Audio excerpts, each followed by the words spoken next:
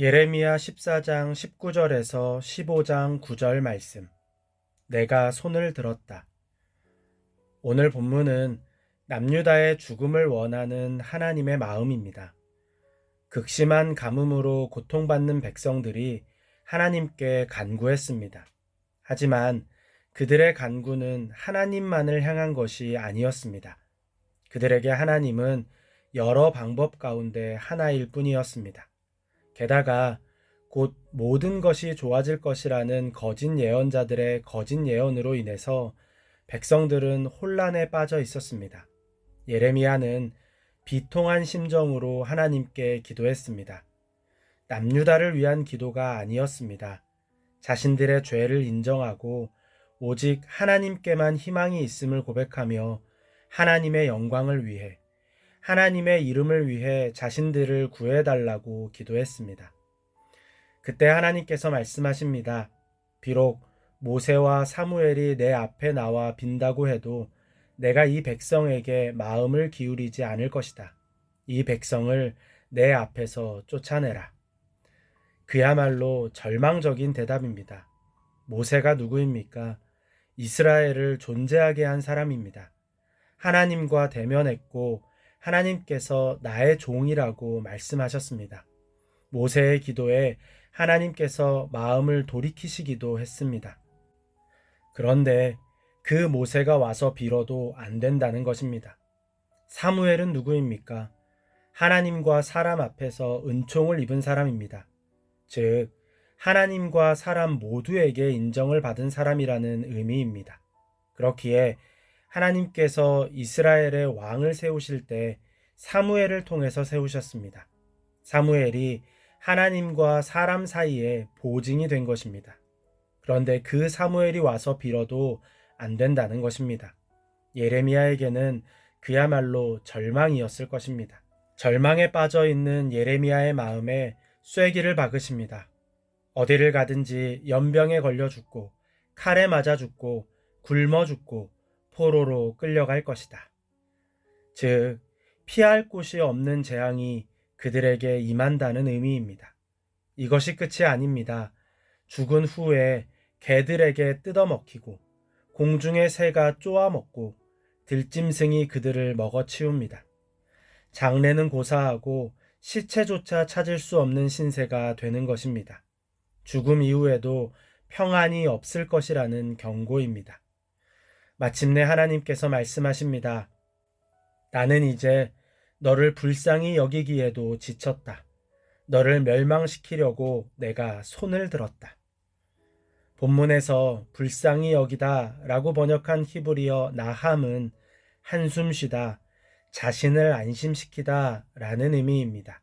즉, 하나님께서 자신을 토닥이며 스스로 진정하는 것조차 지친 것입니다. 결국 하나님께서 손을 드셨습니다. 하나님께서 직접 심판하시는 것입니다. 남유다에 아무런 소망이 보이지 않습니다. 죽음을 받아들이는 것 외에는 도무지 방법이 없는 것 같습니다. 그만큼 하나님의 모습이 완고하게 보입니다. 결코 바뀌지 않으실 것 같습니다.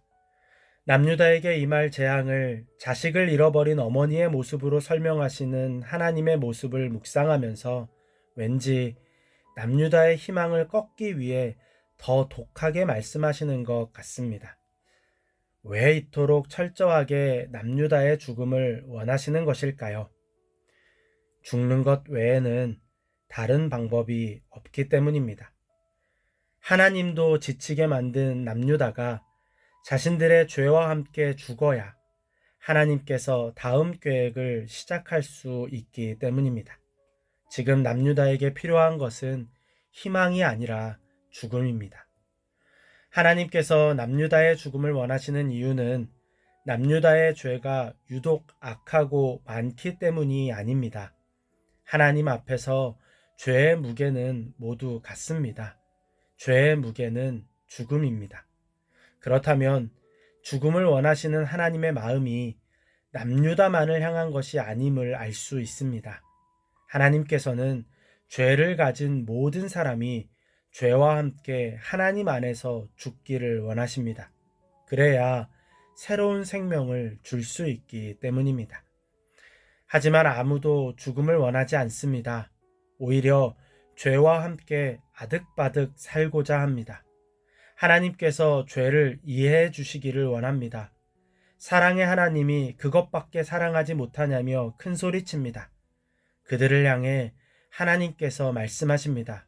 내가 손을 들었다. 하나님께서 손을 드셨습니다. 죄의 문제, 죽음의 문제를 직접 해결하기로 하신 것입니다. 그래서 이 땅에 오셨습니다. 그리고 모든 사람을 대신해서 죽으셨습니다.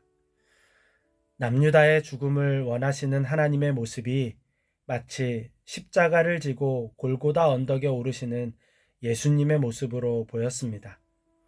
너무나도 무섭고 완고하고 냉정하게 죽음을 말씀하시는 하나님의 모습 속에서 세상에서 가장 약한 모습으로 십자가에 달리신 예수님의 모습이 보이는 것입니다. 남유다를 향한 분노라고 생각했던 죽음이 사실은 하나님의 죽음이었습니다. 우리의 죽음을 원하시는 하나님 앞에서 날마다 자신의 죽음을 고백할 수 있으면 좋겠습니다. 바울이 고백한 것처럼 나는 날마다 죽습니다. 이 고백이 우리의 고백이 되면 좋겠습니다.